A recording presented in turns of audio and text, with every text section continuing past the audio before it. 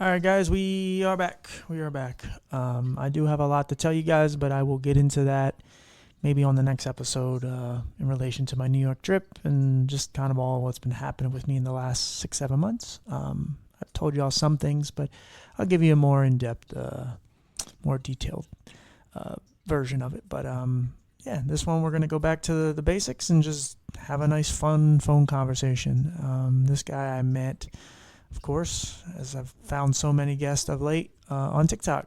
Um, I think it's really important to state the fact that a lot of times you get back what you put in, right? You put out good energy and positivity and you show strength, you get it back. And I've met so many amazing people with disabilities, so many people who've just been through shit. I get people reaching out to me telling me I help them stay sober, and I've never done a drug in my life and I don't drink, you know? So it impacts me every day that I meet so many cool people. And our next guest is somebody who came in and, his user, his handle, immediately captivated me because I'm like, okay, um, he's letting me know what he is or what he has. And then, as I've gotten to know him, I realize he has a very, very hellacious story that he overcomes every day, or at least he tries to. And I'm happy to call him a new friend and have him on the show. So, anyway, buddy, you want to tell us your name, a little bit about yourself? Sure thing. My name is Matt. My friends call me Matty. Uh, I am deafblind, but that is not how I identify. I identify as a fisherman first and foremost. Fisherman, yes, yeah, he goes by the blind deaf fisherman, and I was like, oh, okay, you don't hear that every now and you don't hear that very often, but at the same time, it doesn't shock me because I know there's blind deaf people that do all kind of things, whatever, bowling, whatever it is, they do it. I love those who try to push the envelope because I'm sure you were told that you probably couldn't fish, but you do anyway. And I was told I couldn't do a lot of things. I used to rock climb when I was younger. I used to free climb. Cool. That's I do a lot of hiking. that's pretty Yeah, cool. I've done a lot of things: modeling, dancing, acting, stunts. There you go. Now, what The what list goes on. what's the magnitude of your vision and your hearing? Now, as far as my vision goes, in my left eye only, I see light, shapes, silhouettes, and no color, no major details. I can see a person from about 4 feet away, Mm, but after 4 feet, they kind of get blurry, and then after 10 feet, they kind of disappear. okay, And in my right eye, I can't see anything at all. gotcha. And the hearing? And the hearing, I have hearing aids on, but they help me regain the majority of my hearing. But without them, I got like maybe 10% left, which means I can hear really loud noises, like let's say a jackhammer. I can hear it, but it sounds very far away, even if it's close up. Right. Okay. Now, what caused all this? Obviously. Actually, they have no clue. They're still trying to figure it out, and it's been 20 years for my vision, and it's been uh, 13, 14 years for my hearing. My hearing, most of it is hereditary, but I'm deaf, and everybody else in my family is hard of hearing. Hmm. So they're actually not sure why it started and why it happened. Yeah, that's the scariest Uh, thing ever. yeah, yes, it is. But despite that, I don't let it stop me. I'm like they'll figure it out eventually, someday. Yeah. Uh, Yeah. the same thing goes for the rest of me. I have neuropathy. I have stage 2 kidney failure. I have an enlarged right ventricle and congenital heart disease, along with diabetes and stuff like that. Right. But it doesn't stop me from doing anything I want to do. I still live a normal life, whatever normal means. Right. Yeah. Uh, but the doctors they're still baffled by why I have chronic pain. They're still wondering why I have chronic pain because they can't find anything wrong. Here recently, they've done a series of panels, series of blood work. I've done spinal tap, MRIs, and they still can't find anything. So now he's sending me up a few cities from where I live, and they're gonna see if I can get a second opinion and another set of eyes on the situation to see if they can figure it out, and then they'll go from there. Sure. So I have to ask because, you're really a pretty upbeat, positive person, but like, what keeps you going? What gives you hope? Why don't you sit in the woe is me, like I'm cursed mentality? I have three things that keep me going: faith, family, and fishing. 3 F's. Those three things. Faith keeps me motivated. My family keeps me supported, and fishing keeps me at peace of mind and peace in my body. Because when I'm out there, I'm not thinking about pain. I'm not thinking about depression. I'm not thinking about the anxiety and stress that comes along with it. I'm just thinking about catching the fish. Right. And I also have a quote that I live by. It's stay positive, stay motivated, keep laughing, and most importantly, stay on the line, stay focused on your goals and dreams, and never give up. And that actually came from a mentor of mine back when I was doing disability advocacy for TCC. And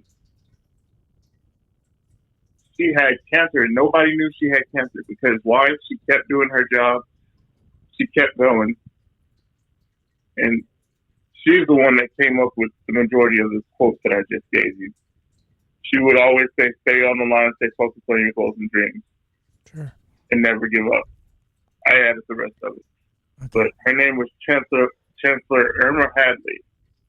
She passed away not too long ago, in 2019, 2021, somewhere in there. But she's the one that gave me hope. She's the one that encouraged me to do the best I can and never give up. Hope will get you far, man. If you got some hope, it'll take you some places. If you don't got that, you really don't got much. Mm-hmm. You don't really have much if you don't have hope. I've talked about it of late on how I never really was a huge believer in God for a long time. I went through that phase of why the fuck did you take my sight? Why am I going through all these other things? Why am I being abused? Why am I still struggling in my 20s and my 30s now? Why? And it took me a long time to really be like, okay, like there's a reason this is all happening.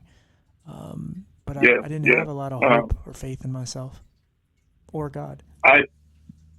It took me a while to get there. Like when I was younger, I had it. And then when I was about 24, 25, everything really started hitting me. And that's when it was 2014, 2015 when I got diagnosed with Graves' disease. And it almost killed me. And when that happened, I was like, why would you do this to me? Why is this happening to me? What's going on here? And then after that, I lost my hearing. I lost everything. My hearing, more of my vision. My vision fluctuates in my left eye. It comes and goes. Mm-hmm. And here lately, it's been pretty much gone.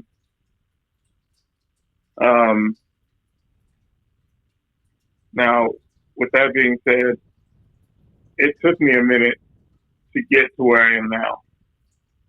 Because I gave up in faith. I gave up on that. I gave up on it, for real. It didn't seem the same anymore. I felt like God wasn't on my side. I felt that He abandoned me. And that I should just give up. So around that time, I actually, I'm not sure if I can say that or not, Say whatever you want. but I'm going to say it anyways. I actually threw myself off of a 1,500-foot mountain and ended up landing on a cliff 30 feet down Wow. as a suicide attempt. And I'm still alive today in a lot of pain, but I'm alive today. Yeah. And after that, I was like, you know what? I need to find a better route because suicide isn't it. That is not it. That is not the answer. And so I started diving into my music. I started, just focusing on me and focusing on other people like me. And eventually it came to, okay, let me go and try something else. So I ended up going to Chris Cole Rehabilitation Center for the blind. And I ended up making friends there and having a support system there. And from there, they taught me to overcome, really. They used to take us on these trips and stuff. And that's where I discovered, I could still fish. Because they took a whole group of blind people to go fishing and hiking and, rock climbing. We did everything. Canoeing, kayaking, everything you can think of, we did it as a group. And so now, even though I'm not in that program anymore, I still go and do those things. I can't do as much as I used to. Right. But I still slowly get it done. I might move a little slower, but I still go on adventures. Yeah, a lot of times it comes down to just proving to yourself that you can even do it yourself. Like, just do something, because it's really easy to be in that disabled mindset. Like, I can't do it because I'm blind or I'm deaf, or I can't do it. I can't. I'm incapable. Like, the world tells me I can. My head tells me I can't. So how the hell am I going to do it? And then when you do it, you have to find a way to celebrate it too, because sometimes we'll do it and we'll go, okay, that ain't that big of a deal. All right, fine, you did it. Right? You just become desensitized. Like, okay, I did this. I rock climbed. I fished. Okay, I've been fishing for 10 years now blind. Who gives a shit?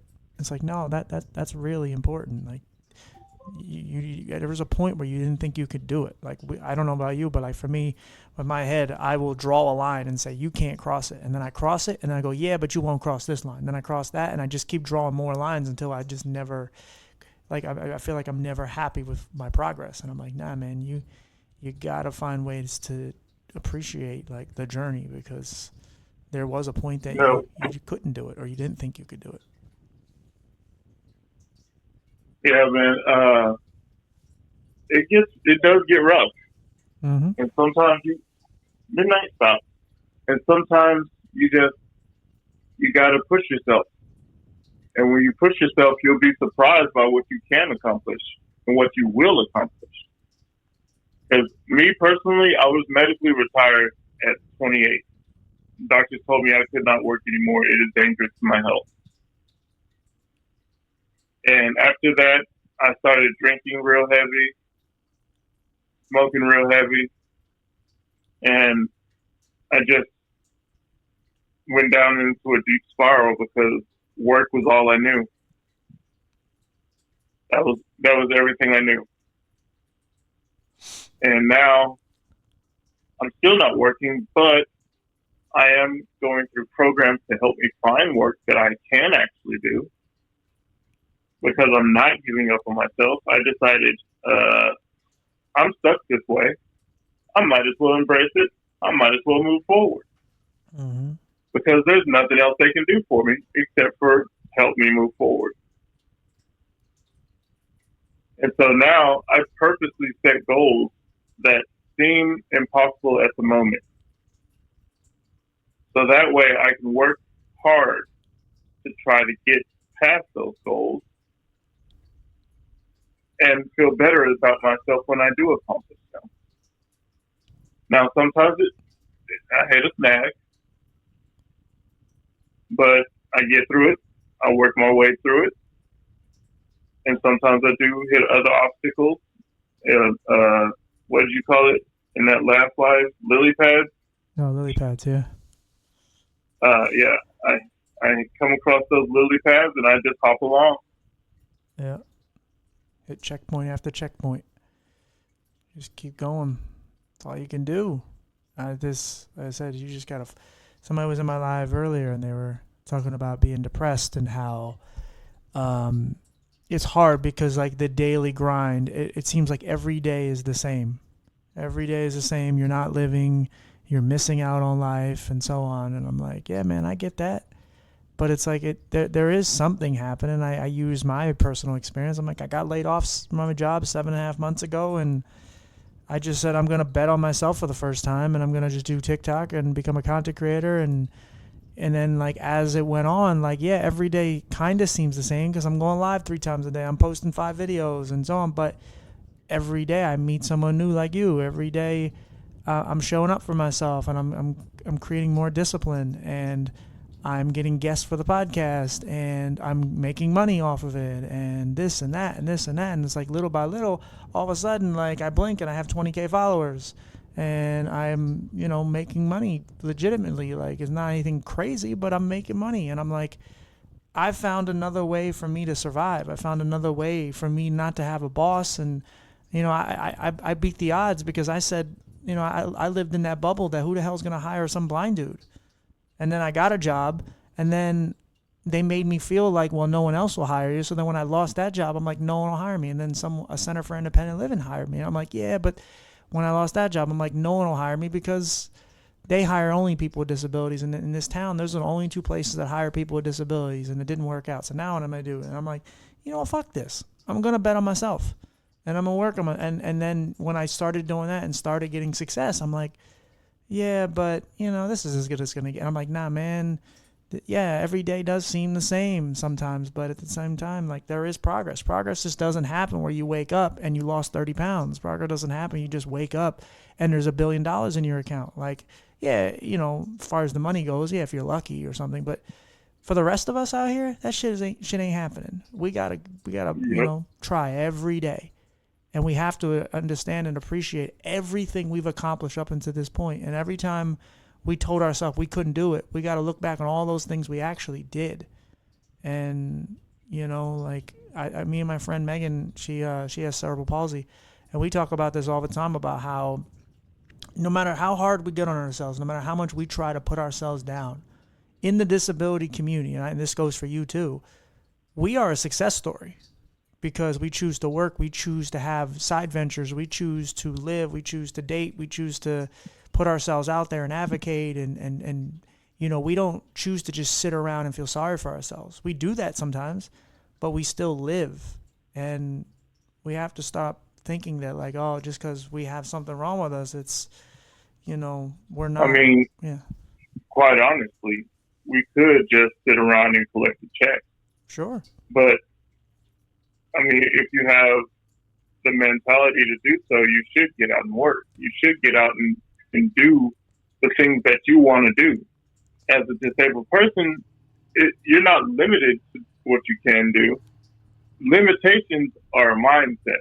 Yep. Yeah, it's not a limit to what you can do. It's more about how you can do it. Exactly. Yeah. You may be limited in a certain way, but if you find a way around that way, then you can still accomplish that goal.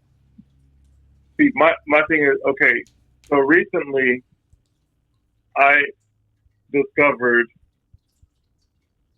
a blind man on YouTube. He's called the Blind Surfer. And he has his license to carry unrestricted. And I'm like, wait, blind people can still get their license to carry? Bet. I'm doing that. I'm doing that. So I went and I did the online test because I'm like, if I go in, they'd probably turn me down. So I did the online test, and then I got my certification, And then I went and I did the shooting part, and I passed the class, and now I have my license. It wasn't the biggest goal I accomplished for myself, but it was still one of the goals I wanted to accomplish for myself. I just had to have the courage and the mindset to go and do it. Yeah, absolutely. Yeah. No, go ahead, buddy. But as far as working goes, like, anybody can work. You can have no legs and still go to work. You can have no arms and still somehow go to work. Because even with no arms, you're still capable of doing something. Right. Yeah. Yeah. Like I said, it's just how you can do it. There's always a workaround. There's always some sort of alternate route on how to accomplish something. It may not be the easiest way, but when you take away someone's eyes, their arms, their ears, their legs, yada, yada, yada, life is going to be more challenging. But you should, once you get used to it, you get used to it. And you just got to make things work for you in your own way. And that's where I think the beauty of having a disability is, the reality of it is whether you want to be, whether you like to be or not, you're different. And you have to figure out how to be different, but in your own way. Just be different. Yeah, somebody's going to say you're not normal, you're not like us. That's okay. You don't need to be. Who the hell wants to be like everyone else? I don't want to be normal, man. Fuck that. No. I don't want to be normal. Have you seen the world? Have you gone outside? Normal people are crazy. Yeah. That's the irony of everything, is we're the ones that are supposed to be broken and crazy and all these other things, but we're the ones that are the most calm and sane. Yeah, we got mental health, but at least we deal with our shit. Like we're forced to deal with our shit. I don't want to be what you call normal. That shit sounds gross and ugh. No, I don't want to do that, because I see what normal is supposed to be, and it's like, yeah, I'm glad you told me I don't fit in with you. I'm good. Please. I'd rather stand out alone than fit in and be normal. Yeah. And you know what? I've actually grown to make. I won't necessarily say love my disabilities, but I've learned to make them work for me. Yep. Like in this program that I'm in, it's called the Workforce Program. And in this program that I'm in, they give you the technology and they give you the know-how to get a job. So I've gotten, I won't say the amount that I've gotten, but I've gotten several pieces of technology to help me basically get through life. I've gotten new hearing aids, I've gotten electronic stuff like that, and it's working and it helps. Mm-hmm. So all this is geared towards helping me find some kind of work. Right. And be able to accommodate myself and not have to depend on others to do it for me. Sure.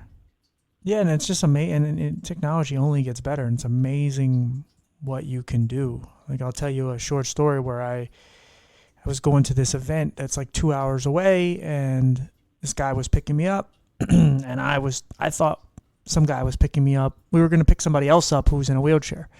And we get in there and we're talking. We're like, this is a 2 hour drive. We're about an hour in. And I'm like, I thought we were picking some guy up. He said, no. Yeah, there's supposed to be some guy in a wheelchair. And he's like, I am the guy in the wheelchair, the guy driving. And I'm like, oh, shit, yeah? He's like, yeah, I got this pedal and you push down and I'm driving, but I can't feel my legs.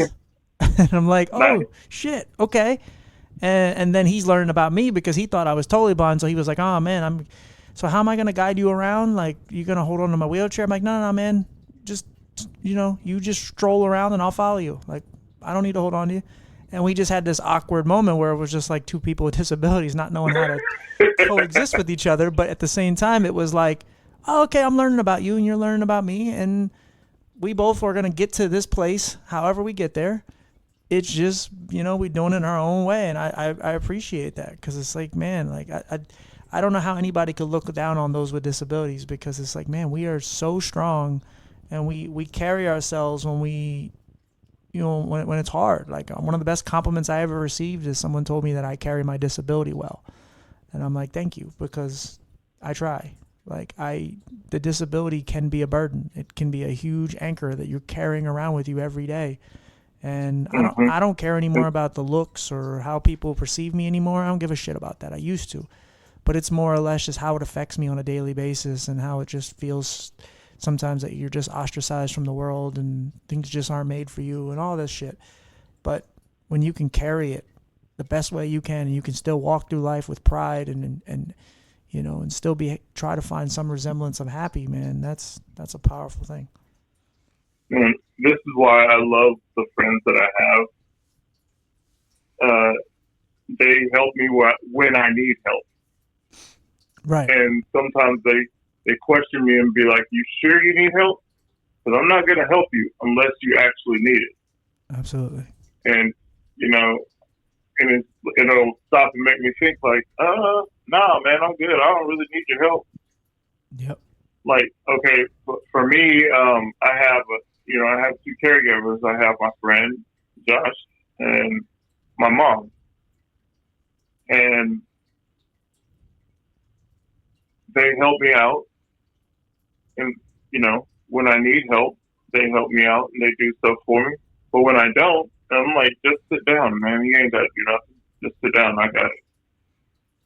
But they're there for when I do need that help. Yeah. Because sometimes I'm not even able to walk. Because sometimes my legs will be like, okay, fuck you, I'm done. Mm-hmm. And I'll be like, hey, can you do those dishes over there? Because right now I cannot get up. I'm kind of stuck here right now. Give me about an hour, and then I'll probably maybe be able to move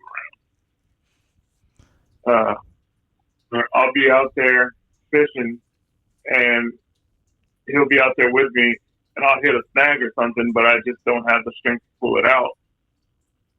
And I'll be like, bro, I need help. And then eventually I'll get pissed off at myself, not at him, not at anybody else, but at myself, because I'm not able to do it in that moment. And I know I'm usually able to do it. Right. Been there. And it's like, oh, man, I get frustrated. It's so frustrating. But then he'll come along and he'll like, bro, take a breath, put it down for now, give it a minute, and then come back to it. And if you still can't do it, then I'll help you out. I'm like, okay, all right. So I'll walk away, grab my other pole, fish with it for a second, and then come back to that snag and work on it for a bit. And or sometimes I'll just cut the line and say forget it and put on another hook and wait. Mm-hmm. But I look at fishing as life or life examples, because sometimes you struggle, sometimes you succeed. I made a video about it. Sometimes you struggle, sometimes you succeed, sometimes you hit a snag. It's about how you work through it and how you keep going and never give up. Yeah, even if you take a step back from it, there's times you ever play a game or something, and I'm just talking to anybody out there, you ever do something, and you just can't get it done. And that's just the world saying it's not meant to be. And then you come back to it the next day and it just works easily.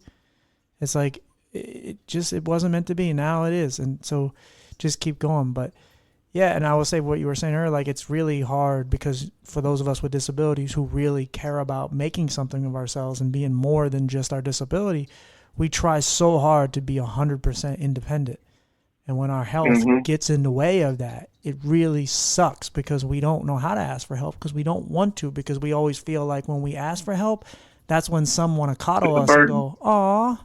Yeah, and the burden part. Yeah, you feel like a burden, but then there's those who treat you like, oh no, you're a little disabled man. Let me come save you. And it's like, no, I don't need that. I just, right now, and at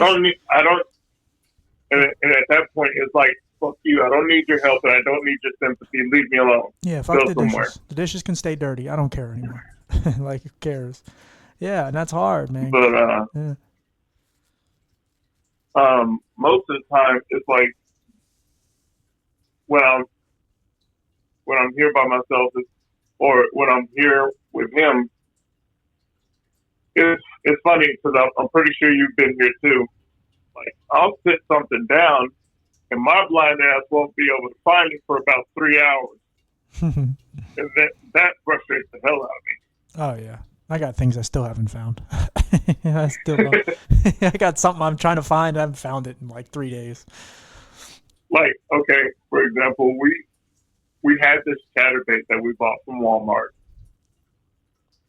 and I go to put it in the fishing bag. I looked for it all around the house. Couldn't find it. We go back to Walmart, get another chatterbait. We take the receipt, get another chatterbait for free. And then he starts cleaning the house the next day because I'm at the hospital with my mom. He starts cleaning the house the next day. And then he sends me a picture. He says, guess what I found? I was like, what did you find? And my mom was like, it's some kind of lure. I was like, motherfucker, he found the chatterbait in the house. A day later. No. Why? Oh. He's a big help to me. He is a big help to me. But he also pushes me to do things for myself too. Yeah. And he pushes me to be as independent as I can. This joker even wants to take me rock climbing. Not on the wall, on the rock climbing wall. He doesn't want to do the real rock climbing. Right, that's still but something. He wants me to get out there on a kayak after I get a life jacket because my butt can't swim. I think. Yeah, he wants me to get. You got to think though, like for people like us, man. We sometimes they may not admit it out loud, but we kind of end up being the strong one in the family, and we are the light, even though we don't know we are. You know, no pun intended. Like we are, you know, like I've heard many parents say that, like, hey, I got an autistic child, and he is the backbone of the family because, yeah, he may not know better, but at the same time, like his smile, his strength, everything just uplifts everybody else. And yeah, he may struggle, he may have go his own thing, but like it's hard to replace someone like us because we just deal with our problems every day. We fight and we get up and we smile and we try to live and have our best life, and everybody else goes to work and does their things, and they're just like, oh, my boss sucks, and oh, my girlfriend, she's being a bitch. And then they see someone like us who either has those things but doesn't, and it has, you know, but just has it harder, or they don't have those things. And it's like, man, but at least Maddie, man, he's still trucking along. You know, maybe I shouldn't be so mad about my girlfriend being a bitch. Maybe I should be grateful that I have a girlfriend. Maybe I should be grateful that I have a job. Man, that girlfriend thing is hard, man. That girlfriend thing is hard. I still can't find a date. But that's because they only look at the disabilities. They don't see me as a person. They see me as somebody who's disabled. So I'm like, screw the disabilities, man. I'm me. Mm-hmm. I will make your butt laugh all day and all night long. I will keep you on your toes. Like, that's me. Yeah. Like, my disabilities aren't me. Those aren't who I am. They do not define me. I chose the name the deafblind fisherman on TikTok for a reason. To make people aware of disabilities and to make people aware that we can do more than they think we can. For sure. That's why I chose that name. But, like, put me aside for a second.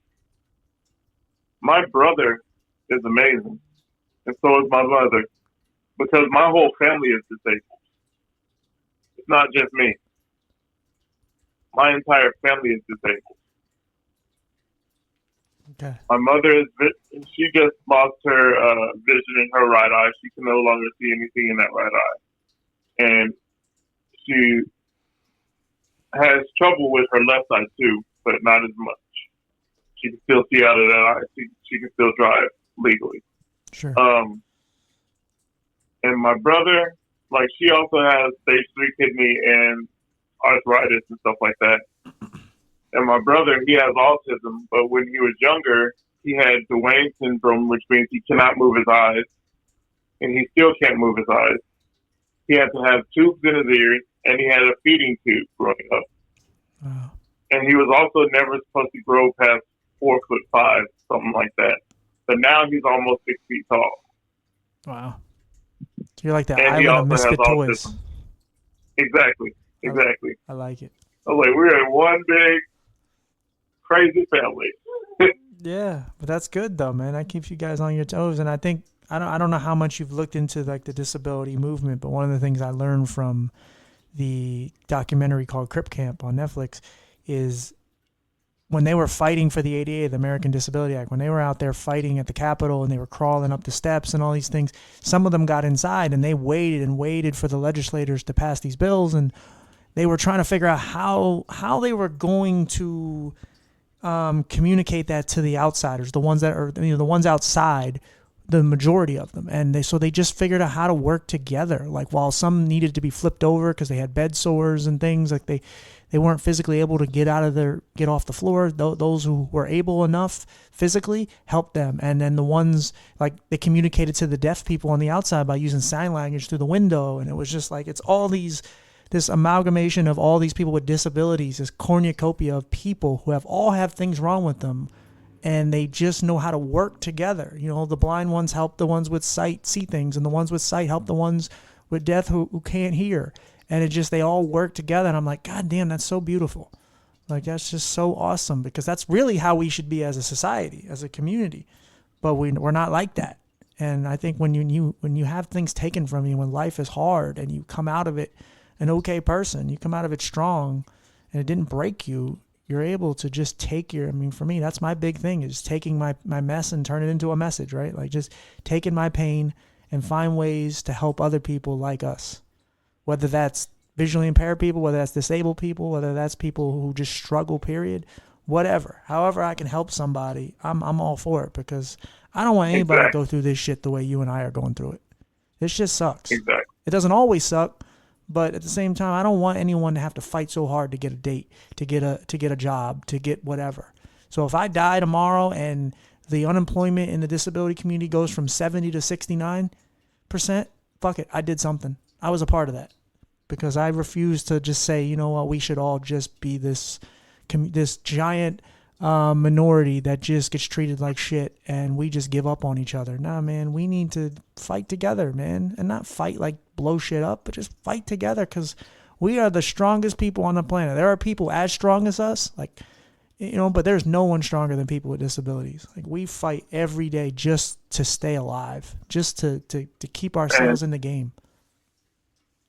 Especially those of us who had cancer before, like those people fight the hardest, and they deserve a Purple Heart, like, for real. Yeah. Like, I'm not even joking around. They deserve a Purple Heart. Yeah. I mean, some of us we've scraped the pavement. We were very close to fucking dying. I mean, I almost died as a 4-year-old boy from the disease I had. And I learned very recently that the disease that I had kills 70% of people. And wow. I wasn't supposed to make it. I lost 90% of my skin. So I was not supposed to make it. So the consolation prize is, hey, you got everything back except for your eyes. And I'm like, you know what? Fuck it. I'll take that. Because did you have that disease where your skin basically falls off? Well, there's multiple, but yeah, this one, yes, my skin pretty much, like, it starts as blisters, like hives and shit, and then it starts to, your skin just starts to just disappear. Yeah, I've heard of that. Yeah, I call it Steven Johnson syndrome. Yeah. The rapper Ab-Soul has it, or had it, and then the basketball player Manute Bol had it. But and it's easier to detect now, but if it goes undetected, it's all from a high allergic reaction to medication. Mine was amoxicillin, but if it goes undetected, it will, if it doesn't kill you, it will try to take everything, and whatever it doesn't take, it may leave you a couch, but you ain't gonna have a roof. You're not gonna have a bathroom anymore. Like, it's gonna take everything it can, and whatever it leaves you with, you just got to be happy with it. Right. But my point bringing it up is just like, yeah, man, there's so many that just were sentenced to death as a kid. So, and throughout our lives, we keep going. And it's like the hardest, and I'll say this every episode if I have to, the hardest part about having a disability is everything else. It's not the disability. It's not, that part is hard. That part sucks, but it's everything else. If it was still easy to get a job, if people still loved and didn't judge us and treat us differently, and we didn't have to fight for even just basic things like Social Security or what have you, like if there were doctors educated enough that just like for me, I'm getting passed around trying to get a surgery, and I just went to New York, and now they're telling me, hey man, you need to go to Boston. That's where you should go. And I'm like, but everyone said go to New York. Why the fuck am I going to Boston? And it's just like all you want is someone to give a shit. And when you have a disability, man, life can be very cold, really cold. But yes, it can.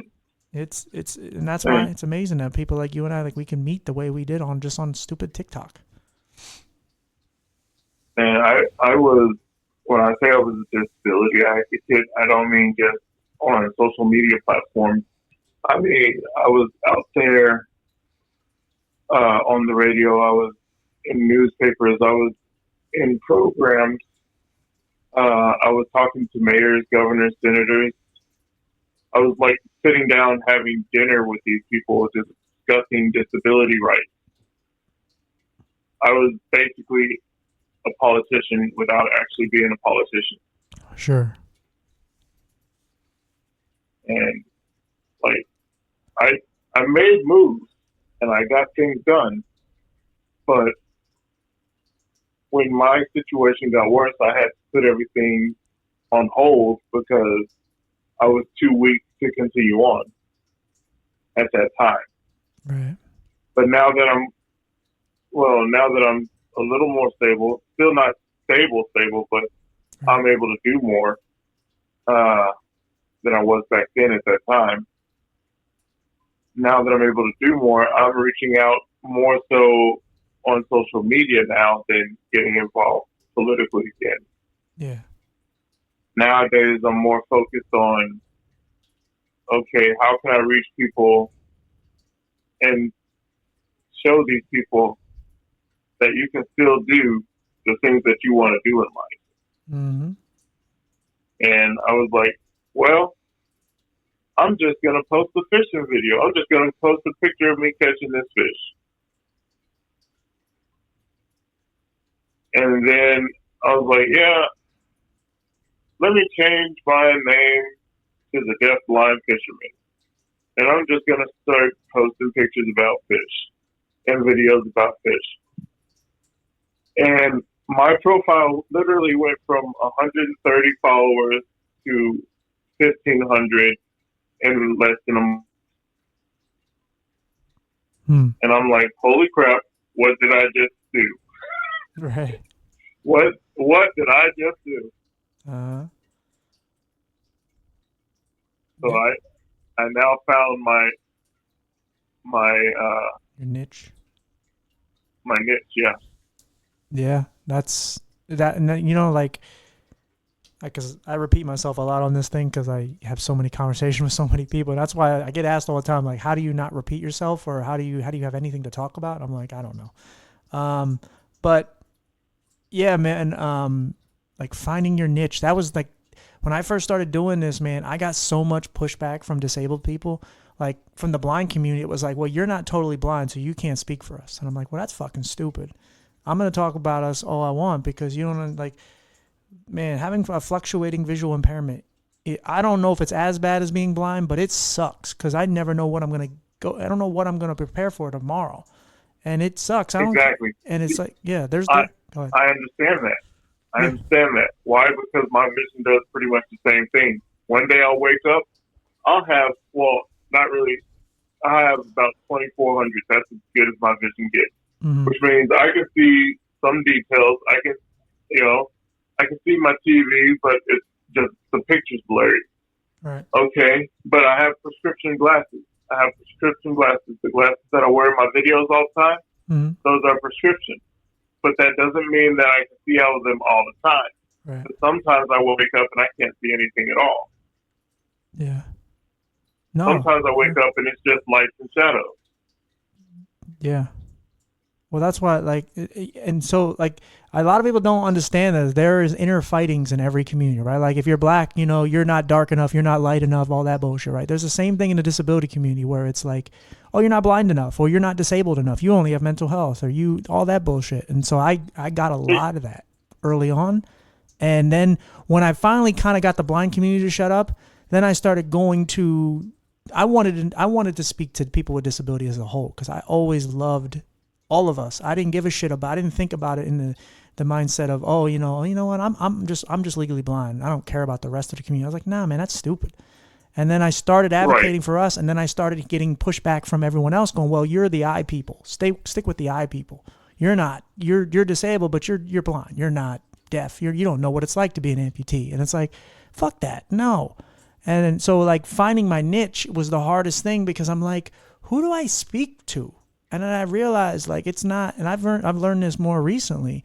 My niche, and I was saying it kind of earlier on here, is that my niche isn't disabled. My niche isn't blind. My niche isn't mental health. It's all that, plus just anybody who struggles. Whatever. If you're homeless, I got your back. If you've been through domestic violence, you've been abused, I got your back. Whatever. Even if it's shit I haven't experienced. If you're deaf, I got your back. Whatever it is, I'm here. I speak for those who struggle. And I've realized my niche is just talking to people and being real and genuine. And you realize how little you get of that in the world. You don't get that. And I have these lives where I'm not feeling good. My eyes are really bad. My mental health's bad. I'm struggling. And people still can see me for me beyond that. And that's like the most precious thing ever, because to me, I think I'm being a complete asshole. Like, I think I suck right now. But they see me for the way I want people to see me. Yeah, there's people going to come in and go, what's wrong with your eyes and all that bullshit, and you look gross or whatever, but I don't care about that. There's still those people that come in and go, man, hey, TJ, how you doing? You doing okay? Yeah, I'm not doing that great. Oh, but you're still making me smile just you being here. The greatest compliment I ever received was the other day. They said, when I come into your lives, you make my anxiety better. And I was like, that's the greatest thing I've ever heard, because I know what it's like to have anxiety. I know what it's like to be anxious for no fucking reason, and I'm just looking for an outlet to make me feel better, and I just stumble upon some guy's face and I go, oh, for some reason I'm calm, and that meant everything to me, because I know what it's like to try to find that safe space, and I don't think I've ever found it. I had to create it. And so, as you see, I'm not always able to see your videos, right, like your lives or whatever, but on the days that I'm able to see a little bit of it, it makes me smile, because that dance that you do. yeah. That dance, man. Yeah. And that's I go into your lives just for that dance, man. And it's just a throwaway, but I started doing it even when I'm sad, and I'm just like, and I realize, like, even though this dance is so stupid, I'm just like, I know it does something for somebody out there. And especially when they can see me where I'm almost in tears, or I'm anxious, or they know I'm in pain, and I'm just still doing this dumb dance. And I'm like, it helps somebody out there. I know I look stupid, but if they like it, whatever, man. I don't care. I just trying to have fun. I'm just trying to show people, hey, man, this disabled shit isn't all bad. And we can push through pain and laugh and have a good time and just uplift other people. And, but it's that niche though, that thing, it's crazy, because it took me 2 years to get to like 3K, 4K. And that first 1,000, it took me over a year, at least a year. And now I have over 20. And that's just because I'm grinding and fighting, and I'm pushing it. I'm showing up every day. But at the same time, I'm also just being myself, and I've found the people I'm meant to talk to. I'm not meant to talk to all the little trendy kids and the weirdos and shit. I'm meant to talk to people, anybody out there who just is looking for some place to just escape and be happy and laugh. And if I could start somebody's day right by just going, hey, I got my cup of coffee, and hey, TJ's on my screen for a minute. Oh, look, he's doing that stupid, silly dance. All right, I got to giggle for a minute, and now I'm off to work. I feel better. It's good enough for me. I love watching your lives, man, just because of how real you are and how honest you are. Thanks, man. That's my whole thing. Like, if you're real and you're honest, I will follow your page. That's 100% for real. No, I appreciate that. And that's how I try to be on my page as well. Like, of course, I'm going to be silly. Yeah, I'm going to the phone. I'm gonna throw my hat. I'm gonna do whatever it takes to make you laugh and smile. And that's what my viewers have come to love. They're like, man, you in that hat. Right. You in that hat. I'm always throwing my hat. But they love me for me, you know? And it's like, yeah. Even if I'm having a bad day, I'm still throwing that hat. I'm still gonna make you laugh. And I'm still gonna go out there and catch some hogs. Thanks. Like I'm still gonna be me, no matter how bad I'm feeling. And that's what people like about it. But that's what makes you, that's what makes us though, right? Like, that's what makes you you. Like, you somehow, through all this shitstorm that you're in, like, if you had a book, it would just be like you on a fishing boat in the middle of a river fishing while a tornado is just around you. You know, like you struggle with blindness and deafness. Having one is bad enough, and you got both, and you got all these other health issues, and yet you still get online, put on your hat, and you fish, and you try to just make someone smile and do some good. You really haven't. You could literally be on live every day ranting on how fuck life, it sucks, people are awful, the world sucks, God hates me. You could be doing that every day, all day, but you choose to just be, I'm just gonna fish, and I'm gonna make the most of my life. I'm out there on the lake for 8 to 10 hours a day, Monday through Wednesday, 8 to 10 hours in dire pain. Like, yeah, that too. Like a level 8, level 9 pain level. Fishing. Mm-hmm. Just to make a video to make somebody else laugh. Yeah. I love it. That's what makes you I special. absolutely love it. That's what makes you amazing. That's why you and I connected, right? Like, that's why we become friends. That's why you're so needed in this world. That's why, like, I know you're looking to get to 10K and you're going to get there, but fuck the 10K. Like, you're needed no matter how many followers, how many views you get. You're needed in this world, period, minus TikTok, because there's not many people like you. There's more people that should be like you, but they're not. And they allow all the things that are on their plate to destroy them. And you and I both understand that too, because we've been there. We've given up, not entirely, but we've come close. I mean, look what you tried to do. I tried to kill myself too. So I get it. We've been there. But now that we've come on the other side of it, and we realize that's not it's not in our plans.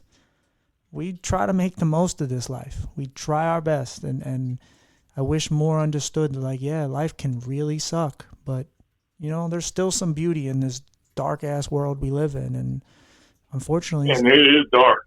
Yeah, but I guess they Dear have. Lord. They have. Oh, it is, and that's why I love those of us with disabilities. I keep saying it, but it's like we are perceived to be the broken people, but we're always the ones trying to put people back together. We're the ones trying to. You know who I love? Who's that? I don't mean to cut you off. No, you're good. Who I love? People with Down syndrome. Oh yeah, they're great. I absolutely love people with Down syndrome. If I see somebody with Down syndrome, or somebody who's blind, or who's autistic, or who has CP in a store, I will stop in the middle of the store, turn around and start talking to that person, talking to their family, and just having a good time. Like, I will make them laugh. I will make them smile. I will do whatever it takes to make sure they have a good day. Absolutely. And one time, I was sitting, I don't remember what restaurant I was in, but I was sitting there, and, me, I'm wearing my hearing aids. I had my cane on me. And this lady came to our table with her daughter. I will never forget this. Came to her table with her daughter. And she said, "Sir, my daughter wants to say hi to you." Mm-hmm. And her daughter had 2 cochlears in. The cochlear implant for deaf people. Mm-hmm. And I was talking to her. And I was like, "Hi, Precious, how are you?" And she's like, and she just started, she was just smiling. She's like, I know you probably can't tell, but she's smiling hard right now. And, like, it almost made her mom cry because like I showed her my cane. She said she was like pointing at my cane, so I showed her my cane and I was telling her what it was for, and I let her hold the cane. And it was just an amazing experience, an amazing moment. And then there was this other time where I was at the hospital, going to do some blood work or whatever. And there was this little boy or little girl, I can't remember which, but I remember what happened though. It was a little girl, and she asked her mom, "Mom, is he blind?" She was about 5 or 6. "Mom, is he blind?" She's like, "That's rude, sweetie. Don't ask that." And I turned around and I said, yes, I am. And she's like, "Oh my God, I am so sorry for that." No, don't apologize. Listen, if you're curious, it is okay to ask. I was like, that is just fine. It is just fine to ask. Mm-hmm. Asking is better than assuming. Mm-hmm. Asking is always better than assuming. Yep. I was like, do you mind if I get your daughter to come here real quick? She's like, yeah. I was like, come here, real quick. Close your eyes. Hold this and walk in a straight line. And then she hit a pole with the cane. There was a pillar. She hit the pillar with the cane. I was like, you see how that cane stopped you from hitting that pillar? She was like, yeah. I was like, that's what it's for. It's to help me to determine what's in front of me, whether it's the stairs or whether it's something like a wall. And her mom was like, oh my God, you're so awesome. I don't even know what to say. I was like, just have a good day now. That's all I want you to do is have a good day, you and your daughter. Mm-hmm. I never get upset when people ask me, when children ask me, I should say. Right. When children ask me what's going on. Right. Now, adults, it gets kind of stupid because then they start waving their hands in your face. They start doing stupid stuff. Mm-hmm. And then they ask stupid questions. Yeah, it gets frustrating with adults because I'm like, bro, you should know better. There's this thing called Google. Google it. Oh, yeah. Well, you see what I deal with in my lives, right? Like, people do it all the time where it's like, what's wrong with you? And I'm like, dude, just come in and say hi to me first, and I'll answer whatever. But they don't. They just, what happened? And I go, can you say hi first? Well, just a question. It's like, dude, fuck off. Like, I'm not here for your curiosity. Like, if you want to know, I'll tell you, or go do due diligence and check on my pinned videos, or fuck off. Otherwise, leave me alone because I don't care. Like, go away. But yeah, kids is a whole different thing because they're just innocent and they're gonna ask the first thing that comes to their mind. But yeah, if you're an adult, like, mm-hmm. I'm not entertaining you because you're just stupid. Like, just leave me alone. Like, if you can only, I say this all the time, but like, if you can only see me for my scars, then who's really the blind person in this situation? Because you choose to see only one thing about me. I'm a whole ass person, but you can only see the eyes. I know what I wanted to ask you, and I don't know if this is going around the internet. I still haven't Googled. Have you heard that people are saying that Helen Keller is a phony? The one who was born both deaf and blind is a fake.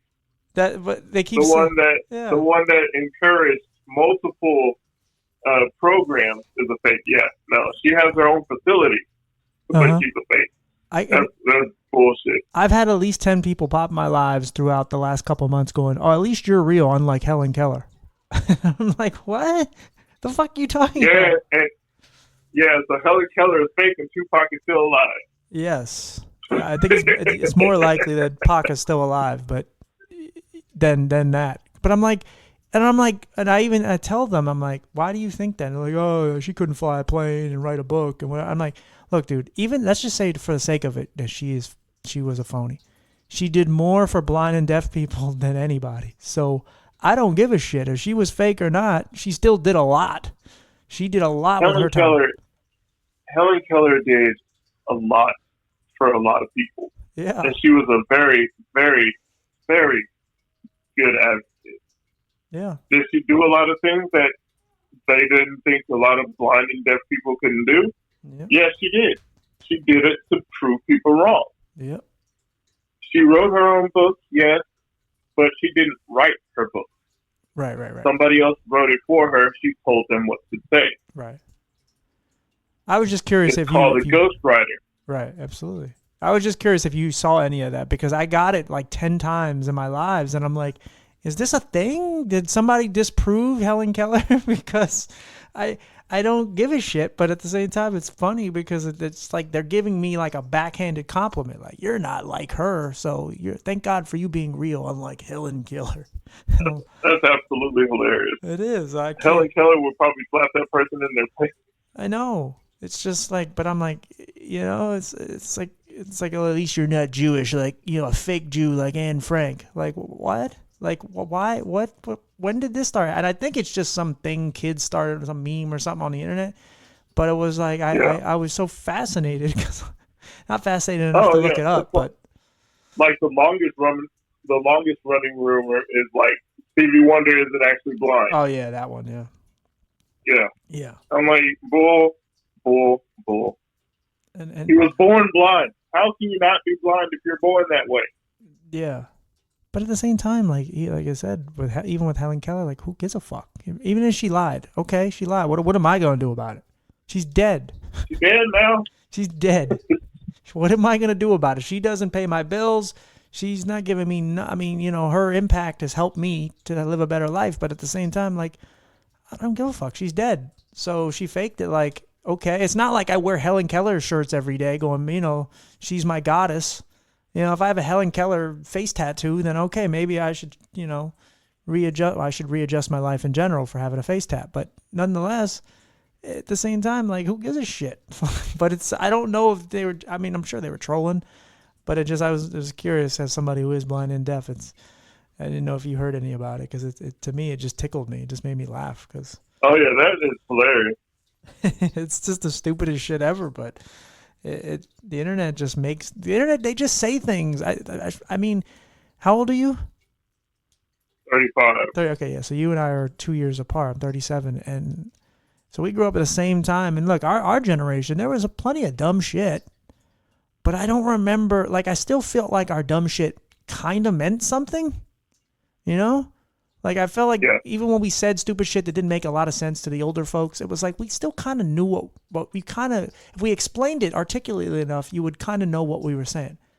But now these kids are just saying skibbity toilet and 6'7" and all this bullshit, and you're like, none of that means anything, though. Like, you're just saying words, you're just mixing things and saying numbers and shit. And or like calling a hot dog a glizzy. What the hell is a glizzy?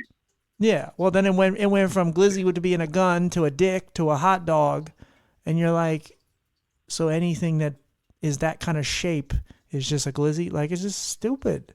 Like, and then you got people who say, I love glizzies in my mouth, and of course they're eating a hot dog, and you're like, shut the fuck, like, why is this funny? Like this is why America's going to shit. Oh, and it's not. It has nothing to do with politics. It's the children we're raising now. Oh, yeah, there's so many things wrong with it. And the sad part is we're still not even close to being the worst in the world. That's the sad part. It's like you go to fucking South Korea or North Korea, and you got a guy who wants everybody to have the same haircut as him. Like what the fuck, man? This world is so upside down. It's like... Mm-hmm.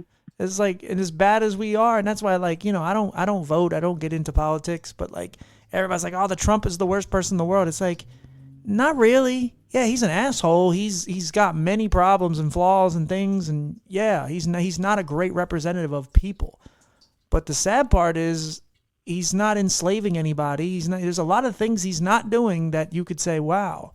Like, I always go back to the, I don't know if you get into basketball at all, but like when the LA Clippers owner, Daniel Sterling, got kicked off his team, and they were like, he's the biggest racist piece of shit on the planet. They ranked him as like one of the 5 worst people in the country. And I'm like, you mean the guy who hired nothing but black players and he had a half black, half Latina girlfriend, and he said some insensitive shit in his house? You're saying he's the worst person? Yeah, he's probably some out-of-touch white guy who probably does have a little bit of racism, but true racists don't hire black people.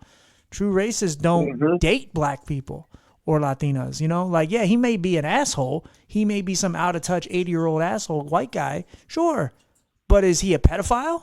We don't know, but as far as we know, he's not a pedophile. And I would consider a pedophile worse than a racist or a semi-racist or whatever you want to call him. And it's like we just like to put things on people. We forget, like, there's way worse out here. They are, every time you think you're a piece of shit, watch the news and realize. I remember one day I was feeling sorry for myself, and I went to school, and I saw some guy had sex with his 10-month-old baby, and I'm like, wow, whatever I think about myself, I'm never doing that. So... Right. There is some pieces of shit in this world that are just diabolical. I'm about to go watch the Ed Gein series on Netflix. There's a perfect example. A piece of shit who ate people and killed people and did all kind of shit. It's like those, there's a different type of, psychoticness that it's, there are some awful people in this world that have turned it upside down. And America, just as us as a whole, because I've never lived anywhere else or moved or been to anywhere else, and yeah, man, we're in a really dark place, and it ain't just because of Trump. We were headed that way well before Trump even took office the first time, and we are in a bad place. And Trump is part of that problem, but he ain't the only part. I don't care if you're Republican or Democrat. He ain't the only reason why we're in a shithole. He's definitely not the only problem we have, but he's not making it any better either. No, he's kind of become the mascot for how shitty America is. But at the same time, like, hey man, I like what he did with the Gaza thing. I like what they're doing with the getting the dyes out of the food. You got to take your wins where you have them. And I don't get into politics. I fucking hate both sides. I think they're both awful. Personally, I think they get along and they just keep us divisive and fighting each other. I don't think they really hate each other like they pretend to. I honestly think politics in a whole is stupid. It is, yeah. I don't think one person should run a country full of 350 million people. That's stupid. What can one person do for all of us? Nothing, because you grew up the way you grew up, especially these people who grow up rich. Like, how can you represent all cultures and communities, and how can you represent all genders and yada, yada, yada? Like, how can you do it? How can you represent everybody as one person who lived one experience? Like, we need like an Avengers or something. We need like a whole right. Of people. We need one person who's disabled, one person who's gay, one person who's... We need a woman, need a man. We need a woman, yes, a man. We need everything. A black man, a white man, a black woman, a white woman, a gay person. Korean dwarf, whatever. A transgender person. Yeah. We need a little bit of everybody in the office to discuss how to make America, quote unquote, great again. Yeah, I don't know if you ever seen that quote by Denzel Washington where they were asking him, could Steven Spielberg do a movie like Malcolm X? And he's like, sure, he could do a movie about Malcolm X, but it's cultural. Could he do it? Yes, but the reason why he did what's the Jewish movie he did? Anyway, there's a movie he did on Nazis and Judaism back in World War II, and he's like, the reason why he can do this culturally, he knows what it's like to be a Jewish person. He knows what happens in that culture. Whereas, like, as a black person, you know what it's like to feel a hot comb on the back of your neck. He doesn't know what that feels like because don't mention that. Yeah, oh man, that gave me flashbacks. Exactly. And again, I don't know what the fuck that feels like as a white person, right? I don't know what that feels like. But at the same time, you do. And there's a reason why, a black creator or, a director knows what that feels like. And so he knows how to put that into his movies. And it's like, yeah, could he do a movie about, Nazism or whatever? Sure. But he doesn't know that experience. And so it's the same thing with being a president or being somebody in power. It's like, you know what it's like to be white. You know what it's like to be black. Okay, cool. But you don't know what it's like to be the other side. You don't know what it's like. You don't know what women go through because you're a man. So, and then exactly. Same with like why so many men have their opinions on abortion when it's like you don't have a vagina. The only men I feel like should have an opinion on abortion are the man that's in the relationship with the woman who wants or doesn't want to have an abortion. But as the overall argument, leave that up to fucking women. But even Yeah, I was just say, even at that, the man only has a partial choice in that. Partial, he can voice his opinion. Right. He can voice his opinion, but at the end of the day, it's still up to the woman whether or not she wants to have that abortion. Right. I want men out of the full, the entire argument where it's like, if your girlfriend's pregnant by you, sure, you can, pipe up and say what you got to say, but it's still her body. And exactly. And it's just, but at the same time, like, again, I want a woman at the top, as well, because I want a woman, it's more than 50% of the country. So why can't we have a woman represent us? I get that whole little corny ass, like, oh, but if she's on her period and she presses the button, and okay, cool, that's cute. But how many egotistic men that did stupid shit too because they were on their own man period? At least the women have an excuse. What's the man got? Mm-hmm. Why did he do that? Oh, I just felt like doing it. I just felt like doing it, I woke up and I chose vengeance that day. This is retaliation for this, or this because they had oil, or whatever horse shit. Massive, weapons of mass destruction. So I'm going to blow up a whole country, I have an aunt who survived the Hiroshima bombing. She's Japanese. She married into the family. And she told me her story of running from the bomb as a 13-year-old girl. And it's horrific. It's so sad. And yeah, Pearl Harbor was sad too. Pearl Harbor should have never happened, but blowing up 2 cities ain't fucking that's just as bad, if not worse.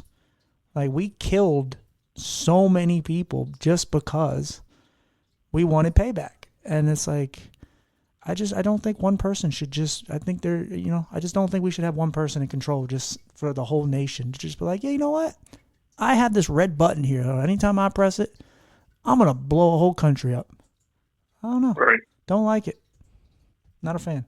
But anyway, we can get off of that and wrap this up soon. But the point is just, man, there's a lot of evil in the world. And there's still some of us out here that have to be a light. We have to try to, because the end of the day is if, they keep saying World War III's coming and this, and it's like, whether that happens or not, what are we going to do about it? We can't do shit about it.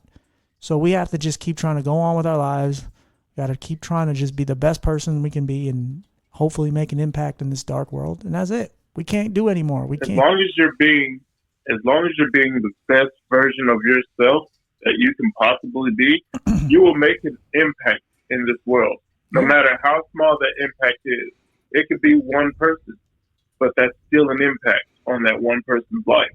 Yeah. So that one person will make an impact on somebody else, and that other person will make an impact on somebody else, and so on and so forth. Yep. People change people.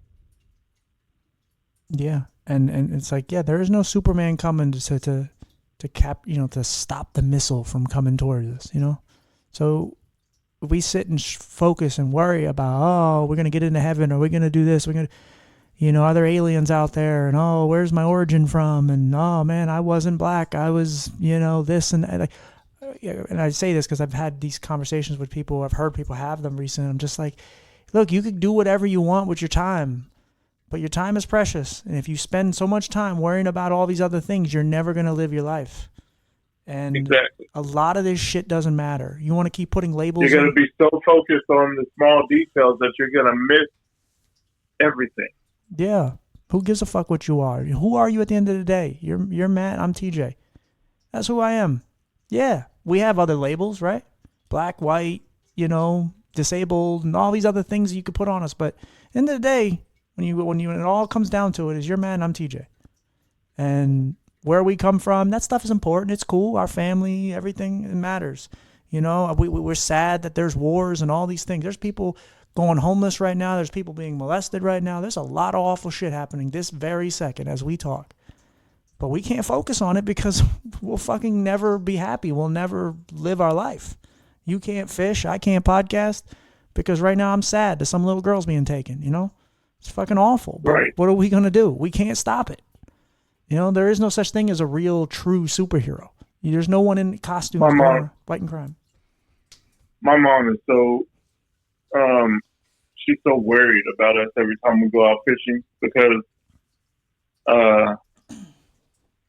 my friend, he's mixed, and I'm mixed, and we go out, but he looks white and I look black. Okay. I'm 25% Hispanic, and I got some Native American and some Irish in me. He's half white and half Hispanic. Mm-hmm. See where I'm going with this?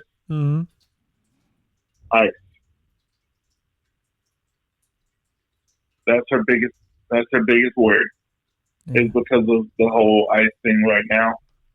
Right. She's afraid that one of the days we're out fishing, something might happen.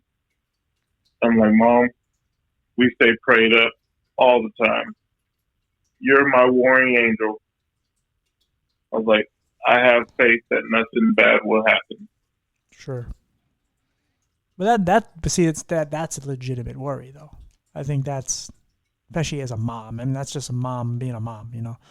I'm Yeah. you know, for me, I get questions all the time. We're like, hey, what do you think they're ghosts? I'm like, I don't know, maybe. Oh, what do you think about them? I don't. I don't give a fuck. Like, if there's ghosts, great, you know. Please just stop knocking things over. You know, I keep blaming my cat for that. You know, like, what do you think about aliens? They might be out there. What if they come here? They might be. They come You here. never know. Here. What are they going? If they come in here with what we keep saying they're going to have, all this crazy technology that's well above ours, what am I going to do? Pull out a pistol and shoot them all? No, I don't. One, I don't own a gun. Two, I'm legally blind. And three, they probably can withstand a bullet. And there's probably too many of them. So what am I going to do? I'm going to just live my life. And if they come if they come right now while I'm podcasting, I'm just going to keep podcasting and go, oh, dude, I just saw a spaceship outside my apartment. Holy shit. And then they knock on my door and go, hey. Here's my thing. I said all that to say that no matter what's going on in the world, no matter what the news says, no matter what people say, no matter what you see, you can't stop living your life. You can't start living in fear. You have to live your life. You have to continue on. Because if you don't, you're just going to be stuck in the damn house all the time as a hermit. Yep. And you're not going to go anywhere. You're not going to do anything. You're just going to be stuck. Yeah. Don't be afraid your whole life. And we can't be stuck. No. And, I mean, you're a perfect example of, you know how fucking scary it is to not be able to hear or see? And you fucking got to go out in the real world? Like, you know, take out one of those senses. I know what it's like for the vision part of it, and I imagine what it'd be like to take my hearing away too. That shit's scary, but we do it anyway. Now give you both your senses back, and then tell me... It's rough, especially with my hearing aids not working. It's very rough. Yeah, there you go. But now give you your senses back, and now think how grateful you should be. Because, yeah, the world's scary. Right. This world's scary. I mean, literally a bullet can come flying through my window right now because some asshole was just, you know, shooting off his gun for whatever stupid reason, and it ricocheted or whatever, you know. Anything can happen. So it's like, should I sit around and worry about it every second of the day? I got enough shit to worry about with my health. So exactly. I can't worry about if aliens are real. I really don't care. I don't care if 9/11 was an inside job. If that's what you want to focus on, I guess. If you make a career out of it or something, I guess sure. But otherwise, I don't know why it really matters. Well, the government, they're going to... Yeah, okay. So if the government comes to your town with tanks, what are you going to fucking do? Nothing. You can't do anything. They're way too powerful. I'll tell you exactly what I'm going to go do. I'm going to go fish. Yeah, there you go. That's exactly what I'm doing. You're going to go fish. Exactly. So you just got to keep living because it's like no matter what's happening, the world can end tomorrow. What are we going to do about it? Nothing. We can't do anything. There's no time traveling. We watch too many fucking movies. You can't do anything about it. You just got to keep being your best self, hopefully make an impact, and maybe when they rewrite this story and maybe you're in it, you know, maybe you did something to move the world forward.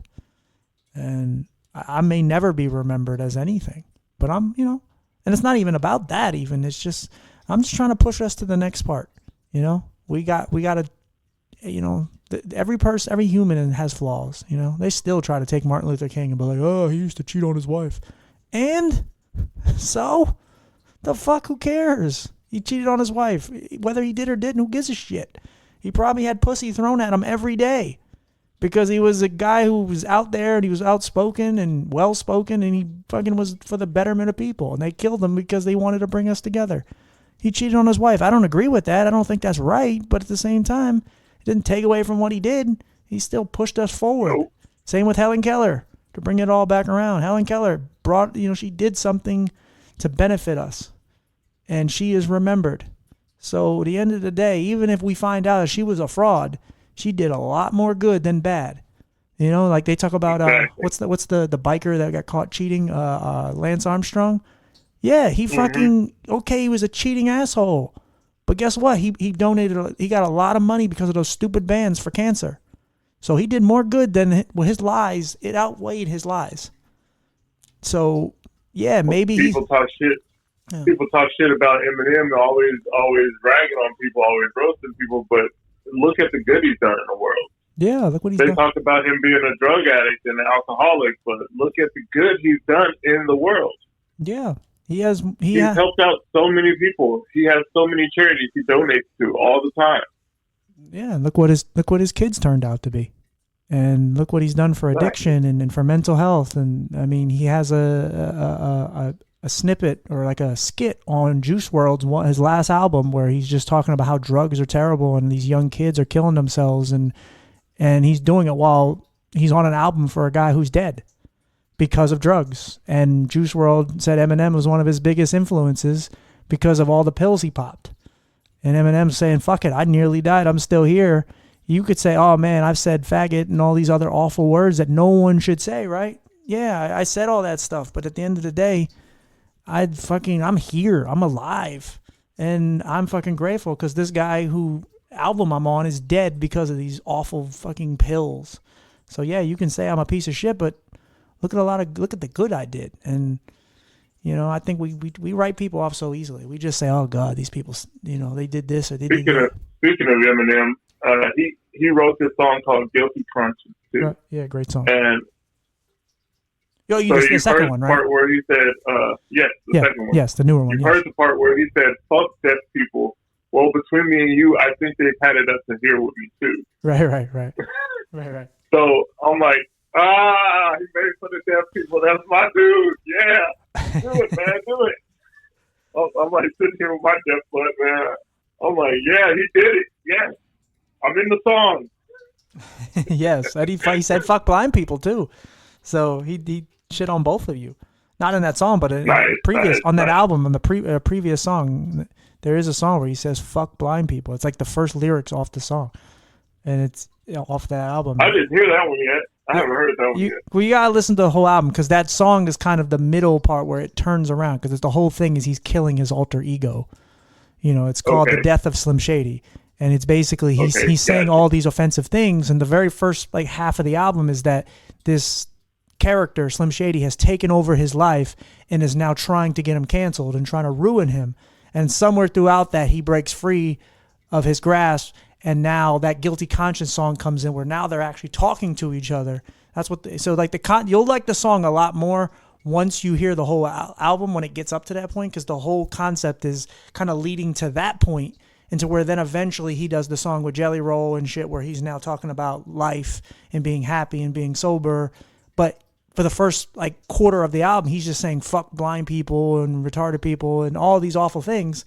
And then you realize it's people got really mad at him, but he's making a point, and he's saying that this used to be him, and now he's grown up and he's not that, but he had to get rid of it because he didn't know he could even write or be a rapper without saying offensive shit. And now that he's sober, and now that he nearly died, and he's got a kid, now he's a grandfather and all these things. His life has changed. He's not just this guy who just says flamboyant, out there wild shit.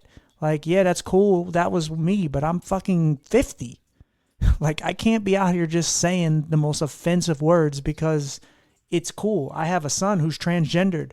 I have daughters. I can't just be saying the worst words. Elton John is one of his best friends, right? He can't just be out here doing that shit because he's a grown-ass man now. You can get away with that when you're in your 20s, right? You can get away with that when you're in your teenage years. I heard the rumor that he was gay. But I think they say that about everybody. I mean, and if he is, to me, what makes more sense for him? I think he, and again, I have no idea. One, I think he's socially awkward, obviously, but I also think he might just be asexual. He might be one of those people, right? Because he might. I also heard that he had autism too, so. And There's a lot of rumors going around. Yeah, but I mean, and he's the Illuminati and all these other fucking things, right? I don't know. Yeah. And again, going back to the point we made before we got on to him is, who gives a fuck? Like, at the end of the day, if you make good music, you make me feel something, I'm in. Because at the end of the day, that album is one of the few albums that made me feel anything in the last 6-7 years. So exactly. That's why I love his music, because it's like he's been there throughout my entire childhood. Yeah. Throughout my entire life, he's been there. Yep. And I'm like, when I was being bullied in school and made fun of and poked around and molested and shot at, he was there. Yep. Yeah. Like, he was there through all of it. Yeah. So he's the one that helped me deal with the bullies, because I was like, you know what would Eminem do? Yeah. What would he do? Exactly. And then I started making fun of people's mamas and started making fun of people that were bullying me. And I started breaking them down, and they stopped. Yeah. They eventually stopped. Yeah. Well, and the point is like I said, as much as you can say, well, maybe his words cause violence or cause people to do this and that, but he's done a lot of good. And a lot of times you just focus on that because there's people out here that have done good, and we've all done good and bad. It's just some outweigh the other, Most of us, we try to hope the good outweighs the bad, but we've all fucked up. We've all done something where we cheated on somebody, we lied, or we did something. Maybe we didn't do the worst of things, but then there are the people who have done the worst of things and have also done good things. Exactly. And so for me, and I don't, Eminem has gotten me through a lot of time, but I never agreed with how he beat his wife and all that shit, even though I know it went both ways. But at the same time, I've never hit a woman in my life, and I don't plan on it. I don't ever condone or agree with domestic violence. Right. No matter who's hitting who. And neither does he. I don't agree with it anymore. But at the same time, he did do that stuff, and I think what's really a problem nowadays is these kids. Like when I brought up Juice WRLD, these kids will look up to Juice WRLD and everything he does. When I looked at Eminem, I loved his music. I loved how talented he was. I even liked some of the subject matter and the crazy, zany shit he would say. But I also realized that he wasn't me, and I wasn't living vicariously through him. I just liked that he was an escape. I liked that he got me through some tough times. I liked the content of the music, but I also didn't agree with all of it either. And I didn't want to be him. I didn't want to put my hair blonde and go around and just say awful shit and, do things, do drugs. These kids now, they want to be Juice WRLD. They want to be these kids who just pop pills. And I never wanted to be him, but I was in a situation to where I had to defend myself in some kind of way, but I also didn't want to use violence. So I used my words instead. Right. If that makes sense. Yeah. And I'm not that way anymore. Sure. Like now, I prefer to just solve things with teeth and laughter. That's how I choose to solve things now. That's like the fun. I'd rather make you laugh and forget that you were about to punch me in the face. But that's the full circle, though, right? You go through this whole thing, especially with the disability stuff, to get off even the Eminem shit. Whereas you're just you go through it, you go through so much pain, and there's a party that wants your get back. You feel revengeful. You're fucking tired of feeling like a burden and a broken person. And then somewhere along the way, you still are fighting, but you're not fighting yourself anymore. You're not even just fighting others. You're fighting for yourself. You're fighting for others. You change your whole outlook, and you're like, you know what? I don't want anyone to be like me. I want it easier for someone else. Instead of burdening society with your pain, you say, I want to help other people to not be like what have to go through what I went through. And that's like the full circle where you take your pain and you turn it into something powerful. And that's the best thing you can do. No matter how hard you've had it in this world, if you could find a way to turn it into something positive and make this world better, then you're doing what you're supposed to be doing. Yeah. And no matter how hard this world tries to knock you down, you got to get back up and keep going. Yeah. Like, what was that Rocky said? No matter how hard you got to get hit, you got to keep moving forward. Yeah. You get knocked down, you got to keep moving forward. That's how winning is done. It's one of the best quotes ever, and people don't even understand that movie. But God damn it, that movie. I love that movie. I love it too. I still say it's the second best Rocky. I don't give a fuck. Oh, yeah. Love that movie, and I know it's older him, and it's very far fetched, but that scene that made me emotional because I understood everything he was fucking saying to him because his son was just being this prissy little bitch. I cried. Yeah, I teared up, and I don't even really tear up to humans. Like animals, I do, but humans, I don't give a shit. But that was like this kid. I was looking at this kid, and I'm like, I understood. I didn't understand it from the perspective of, a son of someone who's famous, of like a famous boxer, but I understood it as a kid who didn't want to be himself and was afraid to be himself. And all of a sudden now you have, maybe it was God or someone else in my life that was just like, TJ, like get your shit together. Like you're a cool person, but you don't want to be it. Like you keep getting knocked down, but now you just want to stay there. Stop feeling sorry for yourself. And this kid is just like, oh, I don't want to be in my dad's shadows. And he's just like, dude, get over your fucking self. I can't help that I'm famous. I can't help that but look what I've done. I'm a good person. I'm a strong person. I've done nothing but, your mom's not here. There's all these fucking things. And, it sucks. Life is pretty dark right now. But yet I got hope. And you just keep sitting here taking your ass whooping. Like you haven't fought one fight. And I'm like, damn, man, I can relate to that because I never, I've fought fights. But there was a period where I said, fuck, I don't want to get up. I want to sit here and feel sorry for myself. And I realized that ain't going to work. That shit's sad. It's dark. So, yeah, man, you got to keep getting up. So if there's anything anyone can take from these, from my content or from this actual interview or whatever, like, get up, man, even when you don't want to. Fucking get up. Yes, sir. Anyway, buddy, we can wrap this up. That's all we can do. Yeah, let's wrap up. All right.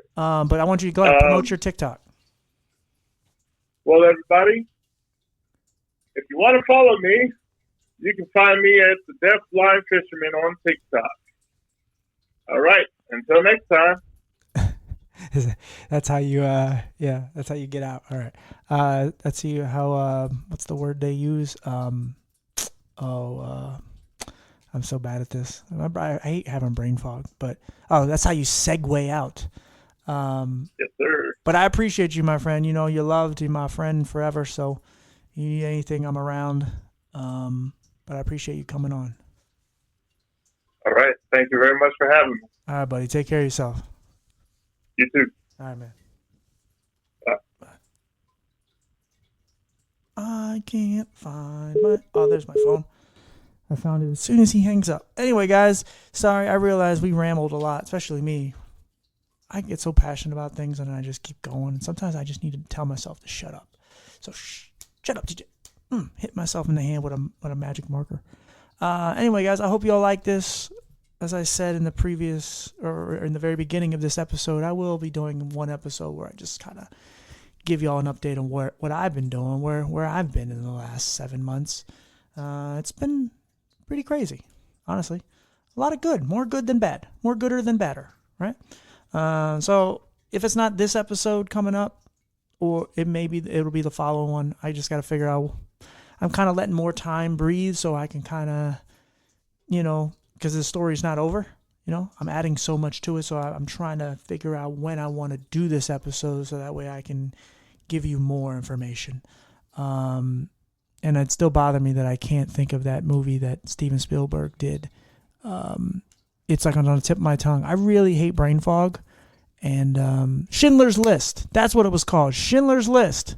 Son of a bitch. That's the movie I couldn't think of. Oh, well. Whatever, man. But yes. Anyway. So you'll be getting an episode soon of just me talking. I hope you're all wonderful. I hope you're all great. Hope you're in good health. And if you have good health right now, please be grateful for that. Because I promise you, man, it doesn't come often. It doesn't come very easy to most. And if you have good health, man, just thank your lucky stars. Thank God today that you woke up and you weren't struggling. All right? Love y'all. And take care of yourself. I'll see you next week. Bye-bye.